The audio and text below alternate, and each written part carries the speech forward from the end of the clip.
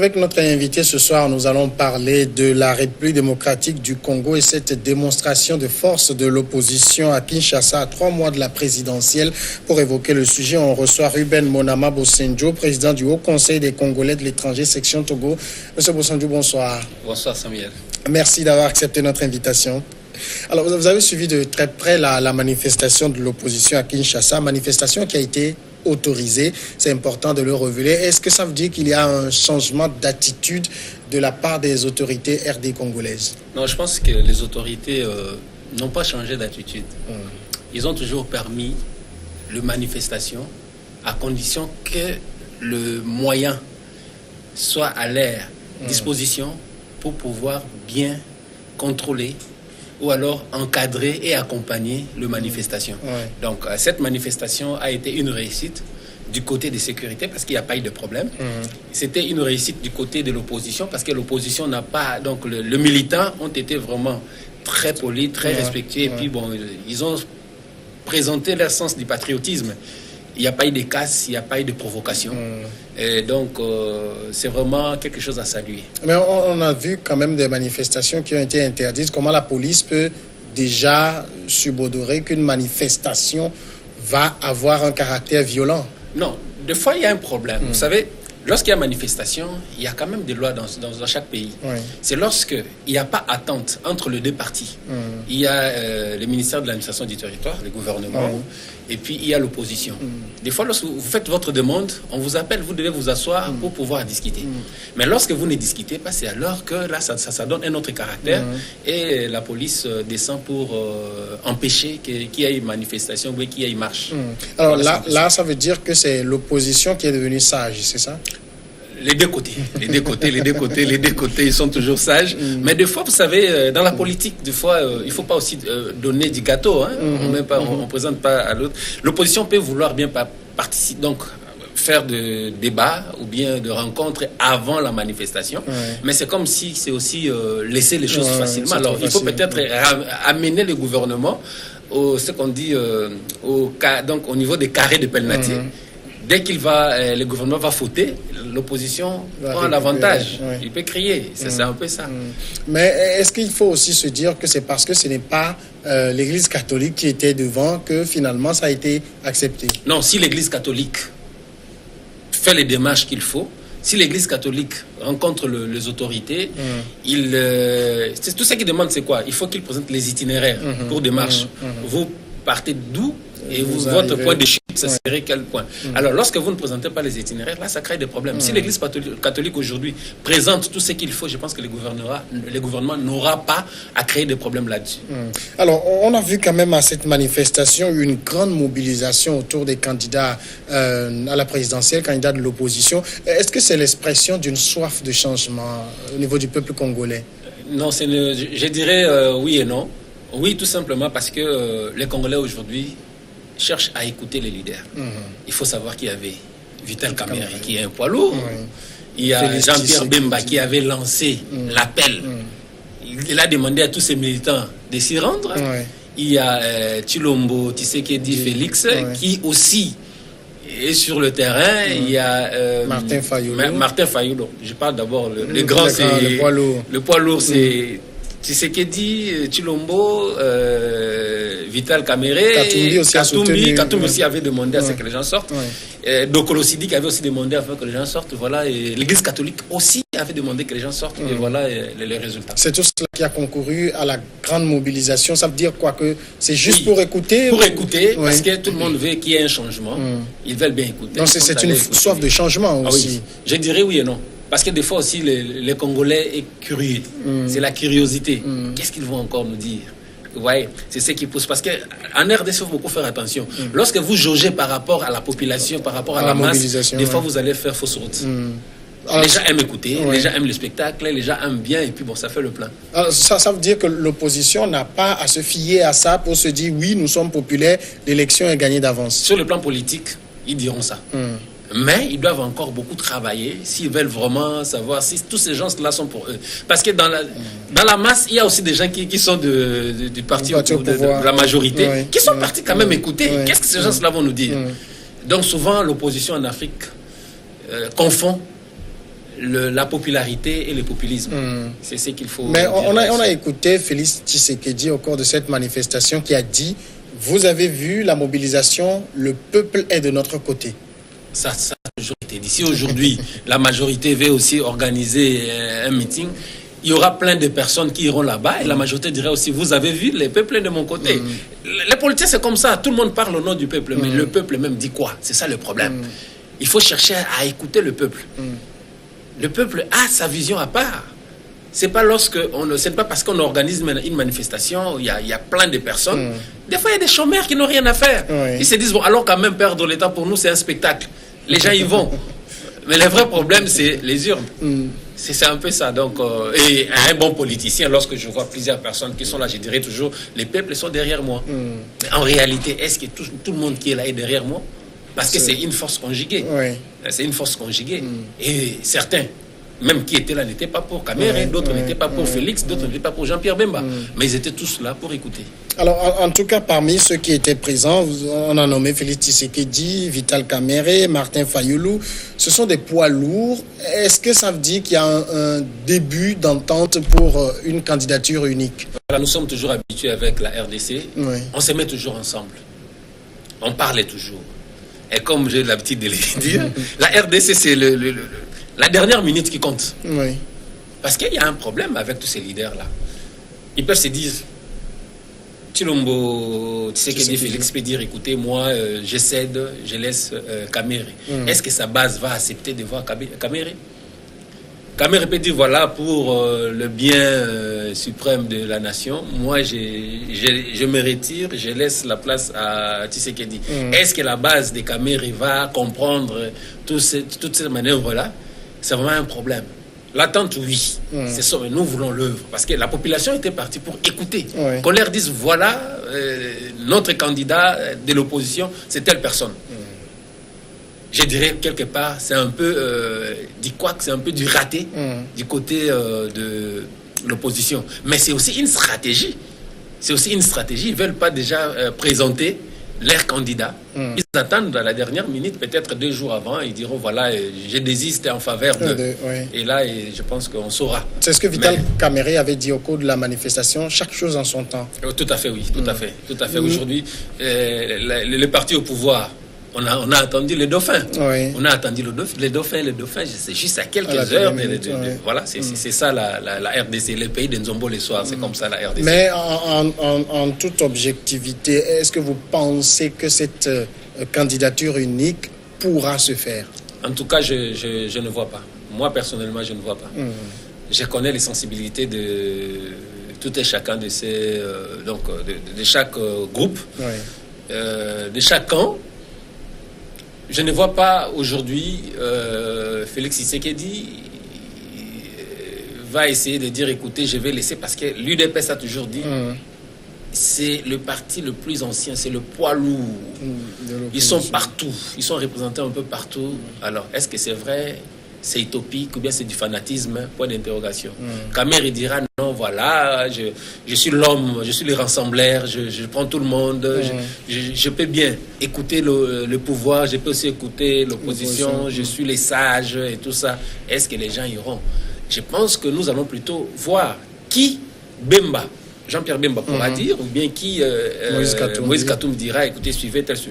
Moi, à mon humble avis, je dirais qu'on laisse à Fayulu.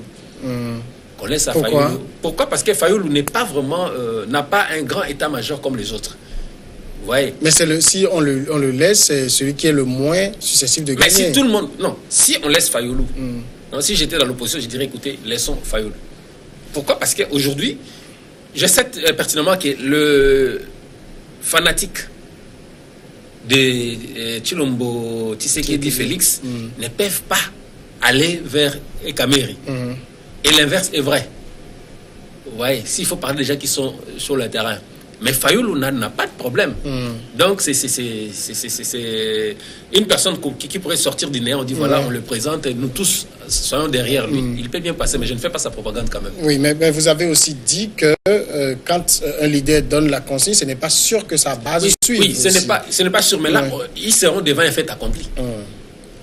Ils seront devant un fait accompli. Ils diront: écoutez, Fayulu, ok. Parce que Fayoulou n'a pas de greffe avec les deux côtés. Donc, Fayoulou n'a pas de problème. Ni avec le militant de Kamere, ni avec les militants de Tshisekedi. D'ailleurs, il a fait un bon acte. À un moment donné, Fayoulou a dit, écoutez, je ne veux plus toucher mon argent parce que le mandat étant fini, je ne veux plus toucher l'argent de... Donc, c'est son salaire de parlementaire, il avait arrêté. Il avait dit non, je ne veux pas. À un moment donné, il y avait des surplus, il est parti remettre cet argent, c'était déjà un bon signe. Moi, si je suis dans l'opposition, je dirais, écoutez, allons tous soutenir Fayoulou. Alors, au niveau de Moïse, de Jean-Pierre Bemba et de Moïse Tshisekedi, c'est eux qui vont véritablement jouer aux faiseurs de roi au niveau de l'opposition. C'est eux qui auront le dernier mot sur le choix de la personne. Sachant que les deux sont déjà hors jeu pour la présidentielle. Mais moi, peut-être ces élections présidentielles vont peut-être se réaliser, donc se tenir. Moi, je crois toujours pas. Jusque-là, je crois toujours pas. J'attendrai jusqu'au 23. Et dès que ça passe, alors on va attendre ce que Moïse Katumbi dira et ce que Jean-Pierre Bemba dira. Ça pourra donner un peu de poids. Ça donnera du tonus. Pour le moment, c'est le 23 décembre, donc on est obligé de faire les prévisions en fonction de cette date-là. Oui, on peut faire des prévisions, mais je me dis... les fanatiques de Jean-Pierre Bemba peuvent accepter d'écouter si Jean-Pierre Bemba essayait de dire Fayoulou. Les fanatiques de Katumbi, si Katumbi disait Fayoulou. Mais pour les autres, je doute fort parce qu'il y a toujours eu des problèmes. Il y a toujours des problèmes entre les deux camps et entre ces camps-là. Ceux qui se disent grands, et ça peut créer des problèmes. Mais il est manifestement clair que, par exemple, en termes financiers, c'est Bemba et Katumbi, également une très forte popularité de Jean-Pierre Bemba. Tout cela pourrait aider à faire ce choix-là. Oui, ça peut basculer. Ça peut basculer. Ça peut tout soit basculer. Mais toutefois, aujourd'hui, la force financière de qui? En RDC, vous savez... Il y a les hommes d'affaires. Oui, il faut pas aussi négliger la force financière de Tshilombo Tshisekedi. Sincèrement, on ne voit pas ce qu'il pèse véritablement face à un Katumbi, face à un Bemba, qui sont de puissants. Oui, ils sont de puissants parce que c'est leur argent. Mais il faut savoir aussi que les balouba, comme on l'a dit, les gens qui sont derrière Tshisekedi, c'est les diamants. Ils ont assez d'argent. Tshilombo lui-même peut manquer de l'argent, mais ils ont une force. Ils ont une force, ils peuvent bien soutenir et puis ça peut balancer. Alors, tout cela se passe et du côté de la majorité, on ne semble pas voir les choses bouger. Là-bas, ça veut dire quoi? On est déjà très sûr de sa victoire? Mais à un moment donné, c'est tout le monde qui critiquait le président de la République. Il ne parle pas, il doit se prononcer. C'est la stratégie de la majorité. La majorité s'est dit, voilà, nous gardons silence, on vous laisse faire. Mais ils sont quand même très forts parce qu'ils ont des communicateurs qui continuent à bombarder sur les réseaux sociaux, dans les débats et tout ça. Ils ont leurs communicateurs, mais eux-mêmes, c'est leur stratégie. C'est leur stratégie. Les silences, là, ce n'est pas une faiblesse. Mais est-ce qu'ils n'ont pas intérêt à s'exprimer, d'autant que le dauphin de Joseph Kabila, Emmanuel Ramazani Shadari, n'est pas très connu aussi. Il a besoin d'aller au contact des gens. Nous avons... la RDC avait sous-estimé le président Joseph Kabila. Parce que lorsque Ramazani avait quitté les ministères de l'Intérieur, et il a été nommé secrétaire permanent du PPRD.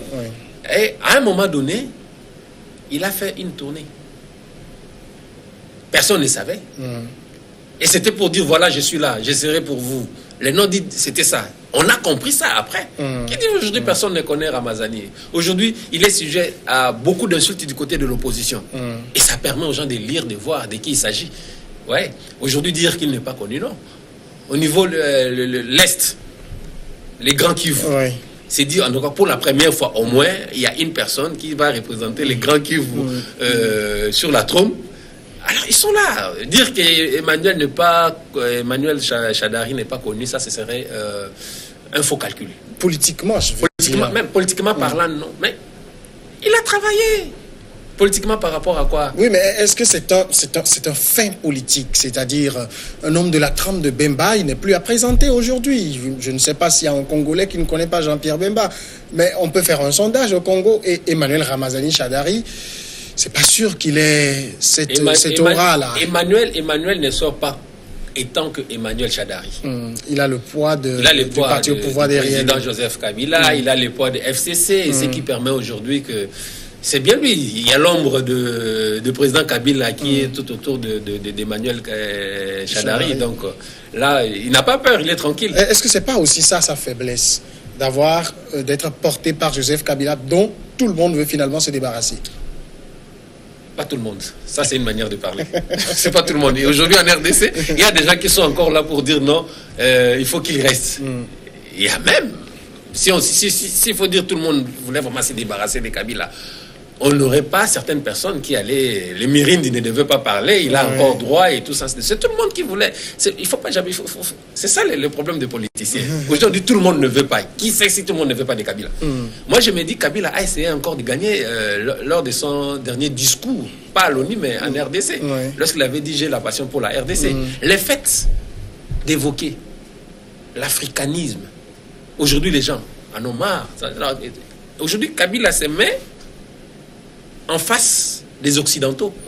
Et nous savons aujourd'hui en RDC comment il y a une tranche de population qui croit à Simon Kimbangu, qui croit à Kimpavita, et Kabila a utilisé ces mots-là, Kimpavita, le pays de Kimpavita, le pays. Et là, je vous dis, les africanistes congolais se disent voilà, c'est l'homme qu'il faut.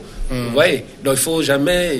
Ça serait un faux calcul lorsqu'on dit tout le monde veut se débarrasser de Kabila. Ça, c'est faux. De toute façon, aujourd'hui, il est hors jeu. Il est hors jeu, oui, il est hors jeu, mais il peut faire aussi les trucs c'est quoi, de Poutine. Être Premier ministre, revenir peut-être après, il ne voudra pas, il sera peut-être président du Sénat, et après il revient. C'est le schéma qu'il aurait dessiné. Non, c'est moi qui ai dit. C'est ce que j'ai dit, selon vous. Je ne sais pas si au niveau de la majorité. Ça veut dire que vous concédez que Ramazani Shadari n'est en fait qu'une marionnette de Kabila. Non, il n'est pas marionnette, c'est le choix de FCC. On l'a choisi, on dit voilà. De FCC ou de Kabila?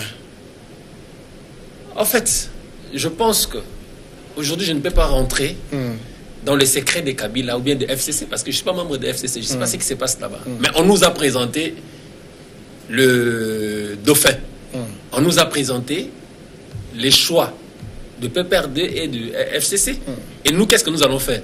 Nous prenons ce qu'ils ont dit. Je n'ai pas à chercher les noms dits derrière ce qu'on nous a présenté. On prend, on nous dit voilà, c'est lui les dauphins. On les prend les dauphins. C'était aussi l'homme qu'il était plus facile à Kabila de contrôler. Il semblerait que c'est son beau-frère. Non, ce n'est pas. C'est le petit frère de sa maman.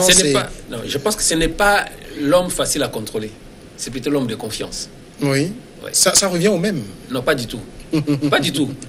On peut avoir confiance en moi, mais on peut pas me manipuler. Avoir confiance en vous, que vous n'allez jamais trahir, que vous allez suivre les consignes. Pas suivre les consignes. Je vais diriger selon la Constitution et selon la politique du PPRD et du FCC. C'est ça. Et Shadari lui-même, lors de la tournée que vous évoquiez, avait dit au cours d'un de ses meetings, Kabila sera toujours au pouvoir. Oui, il a dit. Et ça, on était à 6 mois ou à 8 mois de. Et parce que personne, lui-même ne croyait même pas. C'était les calculs du président de la République. Il s'est dit peut-être que, parmi les choix, je vais voir qui je peux présenter. Il ne savait même pas que ça allait être lui. Parce que le silence du président Kabila, aujourd'hui, les gens se rendent compte que c'est un silence observateur, c'est un silence d'étude, c'est un silence qui dit beaucoup. Vous voyez, tout le monde disait Kabila, il va passer, il n'était pas le seul à le dire. Alors, lorsque le choix est tombé sur lui, parce qu'il avait dit qu'il sera toujours au pouvoir, maintenant il se retrouve, maintenant non. Comme tu avais dit que je serai toujours au pouvoir, je te donne la place. Beaucoup ont dit que c'était une sorte d'allégeance. Bon, je pense que beaucoup, mais pour moi, tu sais que je prends, c'est ce qu'on me présente. Ouais, je ne veux pas trop rentrer, calculer ainsi de suite, mais tout ce que je sais, nous attendons le 23 décembre pour voir si seulement si les élections se tiendront, si seulement si ces élections, on aura un Shadari à côté contre un candidat de l'opposition. C'est ce que nous attendons. Alors l'opposition, en tout cas au cours de la mobilisation, la manifestation que nous évoquons, a été très claire, non à la machine à frauder. Oui. Alors ils vont maintenir cette position jusqu'à quel moment? Vous savez, il faut comprendre ceci. L'opposition ne veut pas de machine à voter. Oui. Peut-être ça peut bloquer. Et on ira encore à la prolongation. Il faut alors voir les fichiers, revoir un peu certaines choses pour que ça puisse aller. De l'autre côté, Les pouvoirs, sachant aussi qu'ils peuvent bien se débarrasser de ces 7 machines à voter, ils attendent. Ils jouent les jeux. Alors que vous êtes focalisé sur la machine à voter, ils sont en train de gagner les terrains. Ouais, ça c'est le premier élément. Le deuxième élément, l'opposition peut se dire, bon, ok, vous avez la machine à voter, on y va. Parce que aujourd'hui, tout ce que les gens ne veulent pas, que les élections ne s'effacent pas le 23 décembre. Qui va bloquer le processus? Est-ce que ça serait l'opposition ou le pouvoir? Et c'est la partie qui aura, ou bien qui osera à boycotter les élections. C'est cette partie. Donc, toute la communauté internationale sera sur cette partie-là. Ouais. Bon, maintenant, nous sommes en train de voir, nous sommes en train d'attendre, est-ce que ces fameuses machines, c'est vous qui dites à frauder, moi je dirais à voter. C'est ce qui a été dit lors de la manifestation. Oui, moi, je reprends juste les termes. Oui, les termes, ils disent machine à voler ou bien à frauder. Oui. Ok, on verra bien. Mais moi, je me dis plutôt qu'il faut beaucoup d'investissements pour que ces machines-là, dans un village comme Bongandanga, dans un village comme Bassankousou, comme Oumangi, Alisala, ainsi de suite, ou bien Ngandajika, est-ce qu'il y a vraiment de l'électricité? S'ils vont emmener des groupes, est-ce que les techniciens seront là? Donc, on doit se poser 1001 questions. Et des fois, le gouvernement laisse la machine juste pour provoquer. Après, il peut aussi enlever la machine, il met de la machine à l'écart, alors que vous étiez en train de se battre par là, et puis lui, il est en train de gagner le terrain. Ce sont des stratégies politiques, ça peut être possible. Mais au niveau de la commission électorale, la CEI, enfin la CENI congolaise, elle a dit qu'il y aura la machine, que pas de machine, pas d'élection. Oui, ça peut être une déclaration politique. De la CENI? Ah, bien sûr. C'est une instance technique qui doit organiser les élections, qui ne doit normalement pas se mêler des débats politiques. Non, ça c'est ce qu'on dit. Nous avons entendu comment est-ce que Nanga parle. On sait que lui, on sait voir qu'il est beaucoup plus politique que la CENI même. Non, Nanga n'est pas indépendant. Ouais. Non, il faut qu'on se le dise. Alors, pour vous, le 23 décembre prochain, l'alternance ou la continuité, quelle est votre option? Oui, ça peut être l'alternance de la continuité. Chadari, c'est ça. Oui, ça peut être l'alternance de la continuité, comme ça peut être l'alternance avec une autre figure de l'opposition qui prendra le pouvoir. Mais dans tous les cas, il y a alternance, c'est ça? Oui, il y aura soit alternance de la continuité, soit une alternance avec une autre personne. Mais ce qu'il faut savoir aussi, c'est qu'aujourd'hui, le parti au pouvoir ne croise pas les bras. Le parti est en train de travailler. Et de l'autre côté, l'opposition. Tout ça que je demanderais à l'opposition, de faire un peu attention, de ne pas toujours se braquer. Ils ont dit, ils ne veulent pas de machines à voter, d'accord, mais qu'ils travaillent aussi leur base. Est-ce que ça ne se fait pas? Je ne le sens pas comme... Le meeting, par exemple, était une manière de mobiliser aussi la base.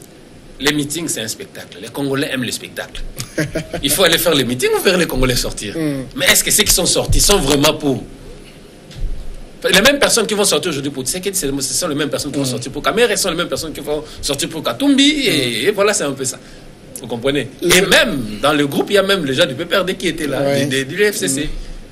Alors, je voudrais aussi vous faire réagir sur ce sujet. Le président Joseph Kabila avait été clair lors de son discours devant l'ONU que les élections seront organisées sur fonds propres, une manière d'éviter l'ingérence. Non, c'est plutôt élever la souveraineté. C'est tout. La RDC a l'argent pour faire tout. Et moi, je vais même ajouter, il ne faut pas seulement l'argent pour les élections, il faut aussi l'argent pour le développement. On a l'argent. La RDC a l'argent. La RDC n'a pas besoin de demander de l'argent quelque part pour organiser quoi que ce soit ou pour développer quoi que ce soit. Si elle a la volonté politique, les choses peuvent changer en RDC. Les salaires peuvent aller à $1000. C'est l'un des pays les plus pauvres aujourd'hui. Le plus pauvre parce qu'il n'y a pas de volonté politique. Si on peut organiser les élections sur fonds propres, on peut aussi faire beaucoup de choses sur fonds propres parce qu'il y a de l'argent. Les SMIC peut aller jusqu'à $250. Il y a de l'argent en RDC. Vous évoquez la volonté politique, mais vous connaissez aussi le poids des multinationales et de ces pays occidentaux sur ce pays-là. Mais écoutez, qui bouffe, qui fait, je vais dire, prend l'argent de la RDC, pour ne pas dire qu'ils volent l'argent de la RDC, c'est les multinationales. Et les multinationales, leur problème, c'est quoi? Ils n'ont pas besoin de votre... le gouvernement, c'est votre affaire. Ils peuvent mettre l'argent juste pour que les élections s'effacent. Ils disent... Ne nous cite pas, nous on vous donne l'argent, vous allez organiser, mais nous allons continuer à prendre l'argent de nos parts, à exploiter frauduleusement les matières premières et ça passe. Donc la RDC a de l'argent, la RDC fait tout. La RDC peut même financer comme Kadhafi finançait. Nous avons eu l'histoire. Mobutu a financé certains pays de l'Afrique de l'Ouest. Vous comprenez? Donc nous avons l'argent. La RDC a de l'argent. Mais le vrai problème, c'est la volonté politique.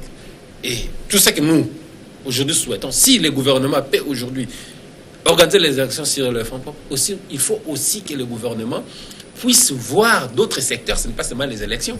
Les pays, ce n'est pas seulement les élections. Il faut maintenant, les mandats qui suivent ici seraient avec Chadari. Ouais. Je pense qu'il faut qu'il y ait des bourses pour les étudiants convenablement. Il faut changer le social. Aujourd'hui, c'est une honte. Faire un mandat social, c'est ça? Oui, c'est une honte pour la RDC de traîner la queue du diable. C'est pas possible. Parce que nous avons tout ce qu'il faut. Mais pour le moment, les regards sont braqués sur les élections. Personne ne pense véritablement au quotidien du Congolais, au développement. Je pense que c'est l'erreur des politiciens. Si un politicien, il y a un candidat, je pense bien, qui a une école à Maluku, d'abord, ce sont les gens qui ont... Parce qu'il a une école, il a dit, il supporte les frais scolaires. Si aujourd'hui les candidats sont intelligents, qu'ils partent payer les frais scolaires des enfants, qu'ils fassent des œuvres, pas seulement donner des t-shirts, laisser les gens jouer au foot. Non, il faut qu'on passe à autre chose. Je pense que les gens vont les regarder. Ruben Monama Bossanjo, merci d'être passé répondre à nos questions. Non, c'est un plaisir, Samuel. C'est un plaisir d'être toujours là pour mon pays. Et je suis toujours prêt. Vous êtes le président du Haut Conseil des Congolais de l'étranger, section Togo. On va marquer maintenant la pause et après, on va passer avec les confrères à regard croisé.